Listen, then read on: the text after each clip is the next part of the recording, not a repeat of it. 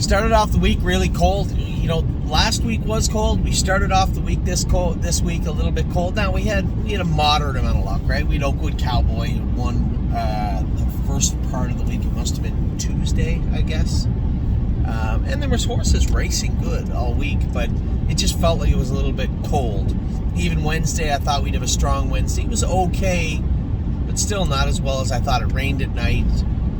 I wasn't there. It looked like Prince Charmer was going to be a winner, made a break. Purple People Eater was second. It just seemed quiet. We got to the end of the week, though, and I told everybody, Ollie and I were talking about it the other day, talking about baseball, and he was frustrated because he didn't have a great outing last time. He pitched 2 innings and got shelled a little bit. They still won the game, but didn't have a great outing. And I told him, you need to just hunker down and do the same thing over and over and over again. You know how you found the strike zone before. That's how you find it again. Work on your mechanics, right? And for us, our mechanics are put the work in. Put the work in. Put the horses in where they belong. My job, or whoever's driving the horses, put them in a good position. Our initial job is to put them in a good class, a good race. And if everybody executes, including the horse, you have a Friday and a Saturday, right? You have a good day at the track. As quickly as things kind of feel like they're in a funk, this game has the ability to shake it all away and just feel like you're on cloud 9, like you can't do any wrong. And although we haven't got to that point, Friday and Saturday was a real strong outing so far. Now, this is Saturday. I'm on my way home. You might ask why I have a trailer on the back. We're bringing some horses over. I believe we have exactly 10 horses to qualify on Tuesday at the Meadows. I wanted to bring some of our PA breds over. I wanted to get Gymboree qualified. I wanted to give another qualifier to Grand Slam deal. We're going to talk about the horses that are qualifying on Tuesday. But I want to talk about the week that we did have. I thought this was going to be a short video after Wednesday and even Thursday. But man, Friday and Saturday, did we ever put it all together? Started off the week, Oakwood Cowboy was a winner, a long time coming, and not the greatest situation to be in when you buy a horse for as much as we did, and then race him at an 8-claimer, Canadian dollars.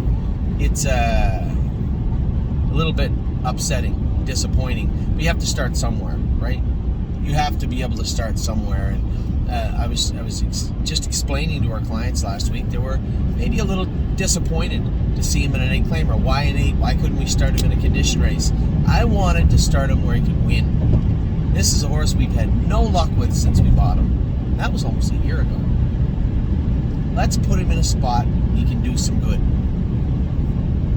I asked Dominic, I don't need you to tell me, if everything goes right and the moon and the stars and everything aligns and everything's perfect, he might be able to get there. Show me where he's supposed to win. He said there's 2 classes. The optional 20-claimer, which he's supposed to be in this week, and the 8-claimer. I said, okay, fine. Dom called me and said the 20-claimer's not filling. Well, you answered your own question. Put him in for 8. I'm drawing on his terrible lines. And it's not like he was a slam dunk. It's not like we were just like, he's going to go out and jog, just keep it under your hat. No, it wasn't even the favorite. And he didn't jog, he just won. 8-claimer's tough.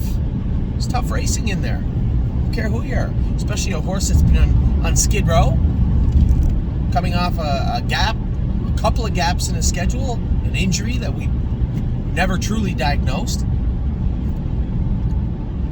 Put him in where he could win, and he did. So good job by Dominic there. It's so tough for a guy like Dominic. I went through this 2 or 3 years ago with Harry also, when Harry was training back all the cheaper horses that we had, the ones that we had hopes for, but just didn't come to fruition. Can you take that horse to the States with you? Can you give this horse to another trainer? I've seen them all. And I get it. It's human nature. Things aren't working out, especially when you see me move horses, sell horses. You've seen me move them around. Why can't you move mine? He's not racing good. I had a great exchange this morning with Jim, one of our clients. He said, can he, Drebin has trotting 55 in a maiden. Can we not race him somewhere easier? In theory, yes. But Drebin can get into his knees a little bit. Needs to be at a Mohawk or Meadowlands. Just not quite good enough to get to the Meadowlands yet. We're developing a nice horse, I believe, Drebin. I believe we are. He's coming up on that precipice, that hurdle that you see ready for landing at.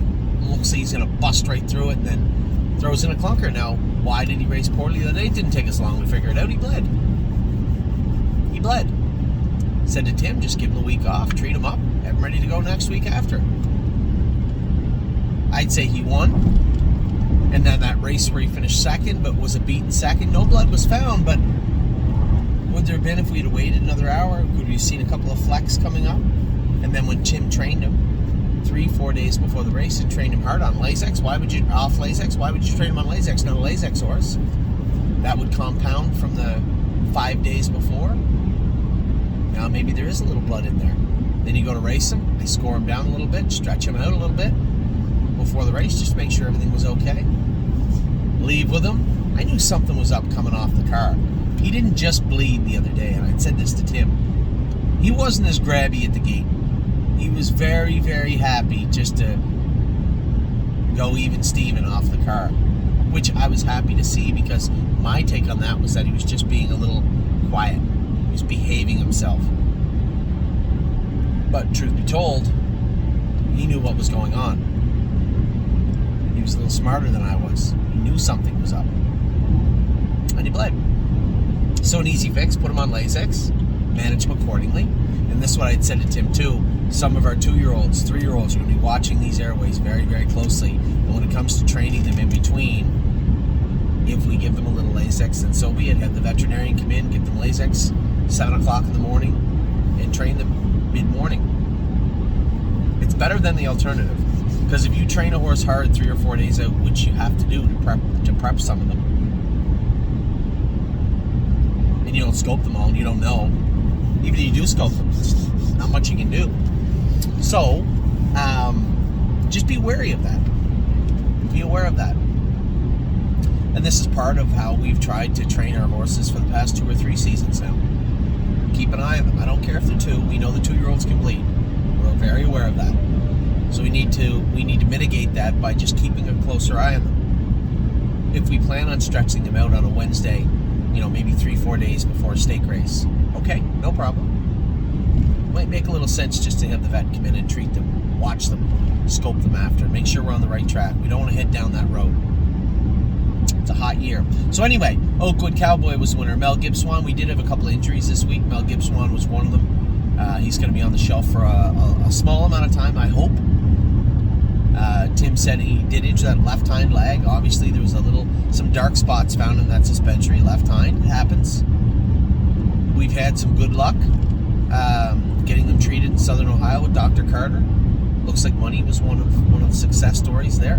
No Free Lunch has come back good. Now, he did relapse in his first race back in the winter, but has been strong and looking very sound from what I could see with my own eyes the last little while. So that's a good story. So we'll see how Mel bounces back. I was happy with Purple People Eater. Looked good. Beaten fair and square. 57 on that weather. Man, that's a big mile for that filly. So a good race from her. She finished second. Irresistible Sun looked good. As I said to Jason, from what I can see, I guarantee you... No, there's no guarantees in this game. There's no guarantees. I would bet good money you're going to see a much stronger Irresistible Sun in his next race. I believe he was slipping from what I can see, and I watched the video 3-4 times. Places where he gapped, he never gaps. He shouldn't gap. And I know the track was a little deeper than even I was used to seeing it the other night. Maybe it was just that particular night, or maybe it's been that way for the week. But the 2 times he raced down there and it rained, right? The track was firmer. It was kind of knitted together. It was hot the other day. It was very, what I'd said, beachy. Very beachy the other day. So I think we get those flip-flops off. If we can keep him sound with them off, which we should be able to, I think he'll be a much better horse for it. As I said earlier, Drebin raced great. Finished third. They went 54 and a piece. He's getting better and better and better. Just let him develop. This feels to me like he's going to be a nice horse. So let's let him develop. Very happy with what I've seen from this horse. And then the roller coaster got to the top of the hill and took right off. Friday, we had 5 in, 3 winners a second, and the 6th was Really Don't Care. And quite frankly, it was just an awakening moment. She's just not a stake filly. But there's nothing wrong with that. You race for $20,000 in the stakes. Non-winners of 2 goes for the better part of that at Yonkers. What she can do with the non-winners of 2 there. She got off the gate good. She looked good. She just looked like she was overmatched. Same way Five Fish did last year. Five Fish Species. She looked a little overmatched. She got a little stronger, and at the end of the season, she took off. So she's in the right place because that's exactly how she was managed last year by Megan and Scotty. So see if they can do the same with Really Don't Care. I thought she looked good. The other horses were fantastic. Stay Close just showed why he's such a nice horse. Went out, got the job done. 2 of them breathing down his neck the last 3/8 of the mile. He knew exactly where the wire was and got the job done. J.K. Victory got it done at night. He was very good also. And Pickpocket was fantastic. Finished second. Now, I did keep it under a hat a little bit. When he raced on Tuesday, there was a tiny bit of mucus and a tiny bit of blood showing in his airway after his training mile. Shouldn't have been there. There was nothing we could do about it. It is what it was. Dominic worked as hard as he could with what the vet could work with him with. Got him dried up. Man, he raced great. I'd say the last 100 yards was what we saw the other day on Tuesday. Kind of a damned if you do, damned if you don't type situation in hindsight. He had to be trained. James trained him perfectly. Didn't stretch him too much, perfect mile, but it was super humid that morning. I didn't realize how humid it was until I got back to the barn and trained a few horses, and they were all blowing. I'm like, what is going on here? And then after the second one, I'm like, my shirt's wet. It's humid out. And that's what, I'd say that's what happened. But raced very good, no signs of any issues. Some mucus found in his airway on race night, on Friday night. Got his blood back, his white count was 12, which is pretty high. I can't help but think if we can get him cleaned up, healthy, feeling good, just over the next 3 days, that we got a really good shot with Pickpocket in the final of that stake race. Man, he looked good. Looked really good. And then a homecoming later in the evening, 3 Point Blue Chip. I'll tell you one thing, there's nothing worse. There's lots worse, but it's not a great feeling to be 4 to 5 with a horse that doesn't like the front, doesn't like to be first over, sitting behind 2 long shots. Not the place I really want to be with 3 Point Blue Chip. I could feel every gambler on earth just swearing at me. My ears just started to burn as I wouldn't come first over. I look over, I said, geez, it looks like we're going to get a fair shake. And I was able to slide out. As it turned out, it was the wrong move. I got out behind one of the favorites. I was in the right place. Just turned out to be the wrong cover. He stalled. Chris's horse stalled. But I knew once I fired 3 Point Blue Chip up, he was coming hard. I thought for a second I had him, and then he started to fizzle halfway down the lane. He doesn't like when you strike him with the whip. But I give him one little swat, growled at him. He took off. He finished off the race and won the race. I was really, really impressed with 3 Point Blue Chip's race the other night. As I said to Tim, he said, a little like Kemp like that, eh? And I said, yeah, he is. Very, very similar in that regard. So, but I told him, I said, speed's not going to scare him. I've never seen anybody trot away from him because he's just not fast enough. I've never seen that from 3 Point Blue Chip. I've seen him do stupid things, the odd ignorant thing, but I've never seen him been flat out beat. Now, sure, Oak Grove come back. Myself, us training, racing him, I've never seen that. And he come a long way to get there the other night. Really, really proud of him. And then today we get there. How would Militant be? Winner in 56-4. Aaron comes up to me after. He said, "What is that?" I said, "What do you mean?" Horse shows 59 in Oak Grove. He said he was no good in Oak Grove last year either. That's how he ended up here. That's where he took his mark. I just don't know. Maybe he doesn't like the surface. And obviously I drove him quite a bit harder than they've been driving him in Oak Grove. And I told you guys, when you're driving 15-1 shots, it's a different vibe, right? Because if I leave into Aaron at 15-1, maybe because it's me, because they know me a little bit, fine. But if Joey Putnam comes up, jumps on this horse and leaves with them today, what do you think happens? He might have get in the 2-hole, or he might have been parked. But he looked good scoring down. He felt good. His body language was good coming off the car. Aaron knew he was 6-7-1, and he was the favorite, or one of the favorites. He still cut me loose. And I knew he wanted to come back, but Militant felt good, and he said, fine, if you want to come back, come back. There's going to be a little bit of a speeding ticket here. There was. We went 27-4. He removed 58 flat, but Militant felt good in the last turn. I just didn't know if he'd finish it off. You know, he's been a beaten horse his last 4 or 5. Will you duck into the pass lane and attack, or will you just hang out? Pretty proud of the choice he made. Got down, worked hard all the way through the wire, and won. Very, very impressed with the way he did his work today. A lot of questions. Obviously, is this a horse that can make it for the C division, for stake races in Kentucky? Will he be okay? Will he not? I don't know yet. I can tell you one thing for certain. He's not a big fan of the surface at Oak Grove. Now, if they had a blasted him like that in one race, keep in mind, this is a 7-horse field with 2 or 3 horses that are legit in there that can trot 57, 58, and a bunch that can't. Whereas Oak Grove, it's a bit of a mixed bag. Some guys are going to run the front, might cost you a little more getting out of there. There might be somebody run at you in the middle half. Maybe you got to let somebody go and they walk in your face. Different group. Small, watered down field compared to a bigger field, watered down or otherwise. Either way, I don't think any of my partners were disappointed with what took place today with Militant. Kings County, nice to see him get back going. On the left line, finishing up, I'd said to Tim, we got him hung up for running in so I could see how he could get away from it. Race good, 55-1, good mile from him. Nowhere near where he's been in the past, but hopefully on his way back there somewhere. I doubt you'll ever see him trotting 51 or 52 or hopefully 53 maybe. But he'll get to 54 for sure. He'll be a useful horse for us. How useful, I don't know. We'll find out in the near future together. But Kings County was good. A couple of people asked me, hey Anthony, what happened with Memory and Imagination?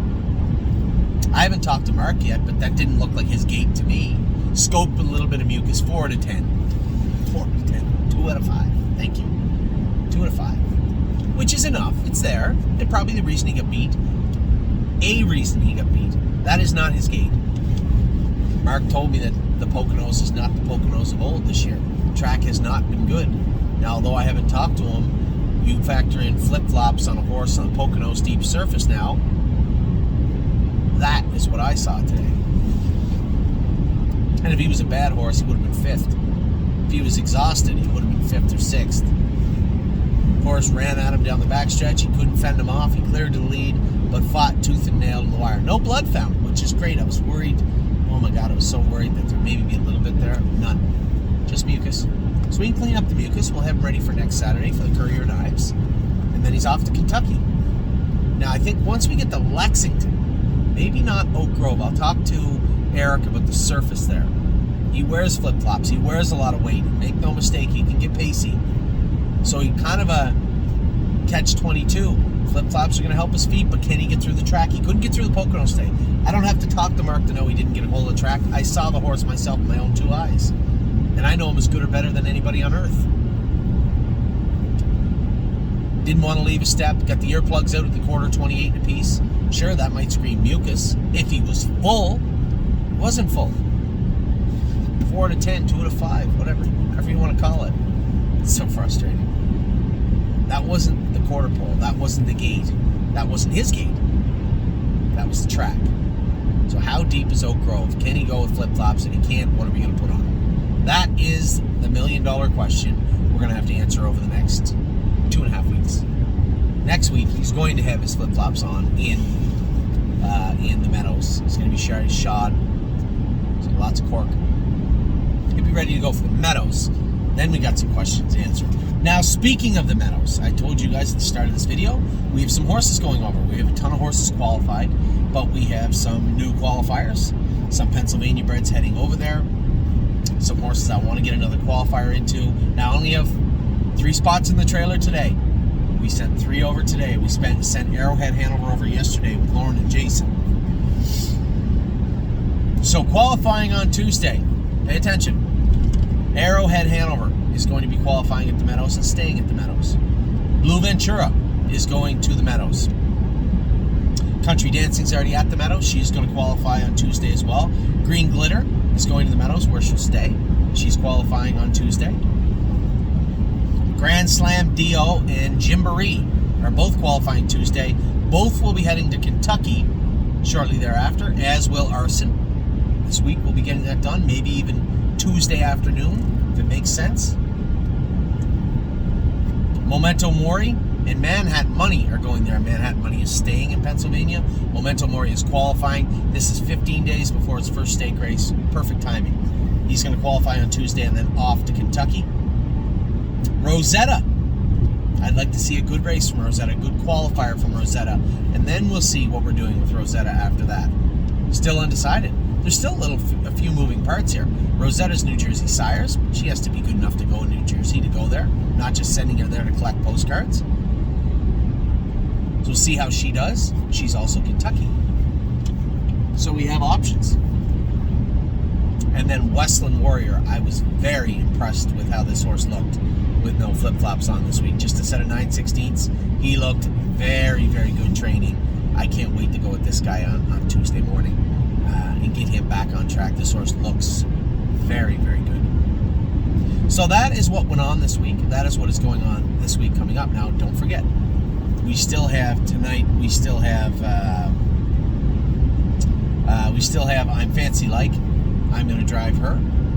Now, Ronnie's horse is still in there. He drew the 8-hole, though, so we have options. Still can't go as fast as him. We need her to either go slower or get roughed up a little bit. That's what we need to have with Ron Burke's horse. Unless, historically speaking. How's that?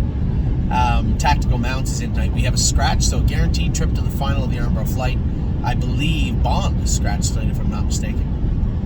Born to Dance is racing tonight. He's back in the Buckeye. I think he belonged in there. He deserves the shot in there. He's like 3 or 4 to 1. Horse on the rail looks very tough, but we have a shot. And then Renegade Gypsy is in tonight. Also, his odds are 2 to 1, so he's way down in class. He's got a good shot tonight also. So our weekend of favorable classes, I believe, continues, and hopefully our weekend of favorable finishes continues also. So we've had a great week. Started slow but finished fast. We've had a James week. We've had a very good week at the stable. Very, very happy with the outcome. Happy with the baby so far. And as somebody may ask real soon, when's the first one going to start? Ooh, soon. Maybe very soon. We'll see how that plays out this week. So with that, I hope you guys had a wonderful week wherever you might be. The weather was good. The racing ended up being really good. Not done yet. We still got lots to do tonight. Good luck to everybody racing the rest of the weekend. And good luck to Ollie, who's playing baseball in Simcoe on Sunday. We've been working his pitching. And hopefully in his next outing, he can find the strike zone. Take care. Have a wonderful week. I will talk to you all soon.